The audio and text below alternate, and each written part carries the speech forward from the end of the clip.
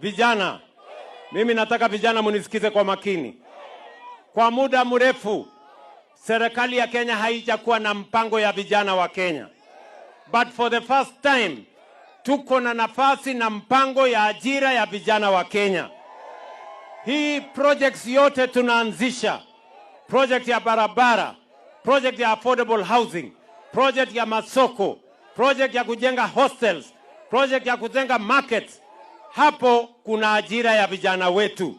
Mimi nawauliza nyinyi vijana mujitume. Mambo ni kujituma, my friends. Nyinyi mnanielewa? Ati mambo ni gani? Ati mambo ni gani? Ati mambo ni gani? Si mambo ni kujituma. Kila mtu ajitume. Vile vile tuko na mpango ya mitandao ambayo inaitwa digital jobs. Pia pale tuko na ajira ya vijana wetu.